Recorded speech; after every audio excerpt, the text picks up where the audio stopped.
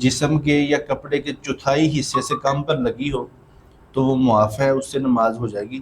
آج ہمارا پہلا سوال یہ ہے کہ کپڑوں پر کس قدر گندگی ہو تو نماز پڑھی جا سکتی ہے؟ جس طرح کہ نماز پڑھنے آئے ہوئے لوگوں کے کپڑوں پر مٹی ہو یا گوبر وغیرہ لگا ہو تو کیا حکم ہے؟ تفصیلاً بتائیے گا۔ بسم اللہ الرحمن الرحیم۔ نجاست کے بارے میں شریعت اسلام نے ہمیں دو طرح کے حکم دیے ہیں، یعنی یوں سمجھے کہ نجاست دو طرح کی ہے، ایک ہے نجاست غلیظہ اور ایک ہے نجاست خفیفہ۔ نجاست غلیظہ اگر ایک درہم سے کم مقدار میں کپڑوں پہ لگ جائے یا جسم پہ لگ جائے تو وہ معاف ہے، اس سے نماز پڑھی جا سکتی ہے، اور اگر وہ ایک درہم کے برابر ہو یا ایک درہم سے زیادہ ہو تو پھر اس کے ساتھ نماز نہیں ہوگی۔ اور جو نجاست خفیفہ ہے وہ کسی جسم کے یا کپڑے کے چوتھائی حصے سے کم پر لگی ہو تو وہ معاف ہے، اس سے نماز ہو جائے گی، اور اگر چوتھائی حصے سے زیادہ پر لگی ہو تو اس سے پھر نماز نہیں ہوگی۔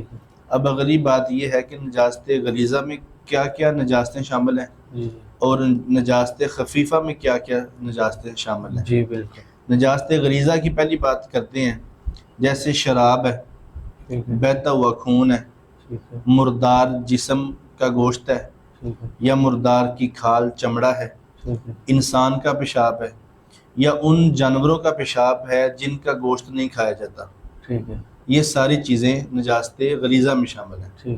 یہ اگر ایک درہم سے کم مقدار میں کپڑے کے کسی حصے پر لگ جائے تو وہ معاف ہے، اس سے نماز پڑھی جا سکتی ہے۔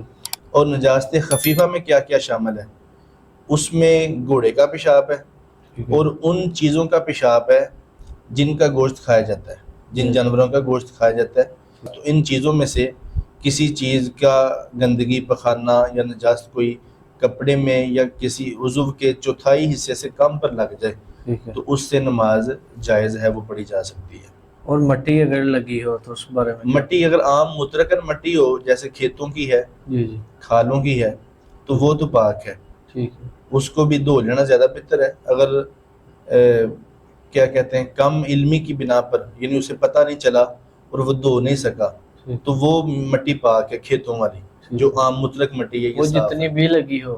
ہاں، اور لیکن اگر مٹی ایسی ہے کہ کیچڑ ہے، اس میں گوبر شامل ہے یا اس میں پیشاب کے قطرے بھی شامل ہے تو پھر اس کا حکم اور ہوگا، وہ جیسا اس کو نجاست لگی ہوگی اسی حساب سے اس کا حکم ہوگا۔